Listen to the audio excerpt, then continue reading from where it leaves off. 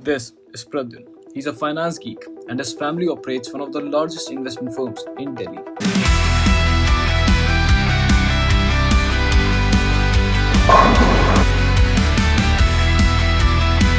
What's one secret that wealthy investors know but the masses don't? See, the biggest thing which most of the people are doing nowadays, it is not something which is meant for an individual, but an institution is only capable of doing that. People don't understand that and lose money on that and then withdraw from the stock market altogether. So that's not a very wise approach on their behalf. So let's say a student earns his first 5,000 rupees. Right. Where should he put it? What is the most valuable lesson about money that your family has taught you? So I was raised very strategically ताकि मेरे को पसंद ही वो चीज़ें आए जो मेरे parents चाहते हैं मेरे को पसंद आए. मतलब एक दो चीज़ें हैं जो मेरे को independently पसंद है. So bro, as a guy who operates very closely with investors and investor firms, I'm sure you must have experienced a lot of different kinds of investors. So what's one secret that wealthy investors know but the masses don't? See, the biggest thing while investing is that people usually follow their emotions and don't think rationally. That is the biggest factor which leads to the downfall of 90% of the investors who want to manage their own funds and don't actually want someone else to manage their funds on their behalf. But the people who actually are wealthy are the ones who have people to manage their wealth for them and not invest their time to manage the wealth and rather do something which is more productive for them. So the first thing is that they act on emotions and not on logical reasoning. Second would be that after their guesses about the market favor them once or twice, they feel that they understand the market and then they go deeper into the market and then they face an issue. Okay. They don't actually, they lose more than So they gain. this is the mistake that the masses do. Yes, exactly. They actually try to put their feet in the place which is actually not meant for them. So like the biggest example is future and option trading, which most of the people are doing nowadays. It is not something which is meant for an individual, but an institution is only capable of doing that. People don't understand that and lose money on that and then withdraw from the stock market altogether. So that's not a very wise approach on their behalf. So let's say a student earns his first 5,000 rupees. Right. Where should he put it?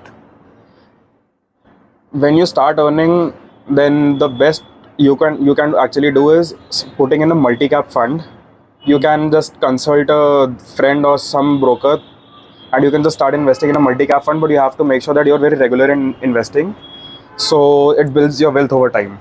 So you just have to be very consistent with your investing journey. Like an SIP in a mutual right. fund also. Okay. What is the most valuable lesson about money that your family has taught you? The most valuable lesson my family taught me, I think it would be that for you to realize that money is not everything, you should have money. Okay. But you should still have it. Yes.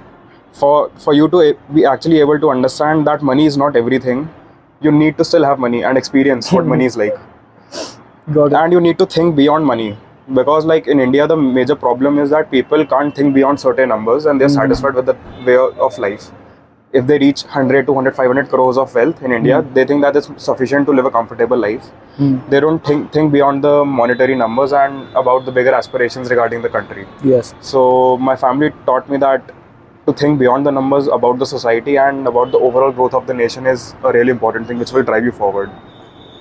And your personal purpose? That has Personally, my ambition, I think... We've been friends in childhood. Yeah. So I don't understand why is it that there's only one guy that has this level of ambition which can be matched by mine.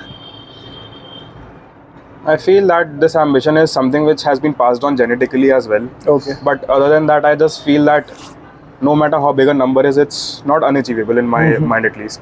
So why is it that the biggest corporations in the world are just built in US? Why can't they be built in India? So it's not just me with the big ambitions, right? You have been with me ever since school and I've seen you with the same level of hunger and ambition. So despite having everything, what makes you want to achieve something so big? Bro, I think I'm a product of excellent parenting.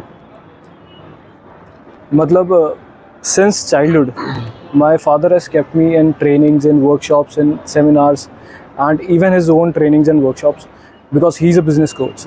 So I was raised very strategically, ताकि मेरे को पसंद ही वो चीज़ें आए जो मेरे parents चाहते हैं मेरे को पसंद आए. मतलब एक दो चीज़ें हैं जो मेरे को इंडिपेंडेंटली पसंद है, बट मोर और less I think there is no other way that I could have turned out to be, considering how I was raised. I'm Arshad Kumar, and I make videos to upgrade young Indian minds.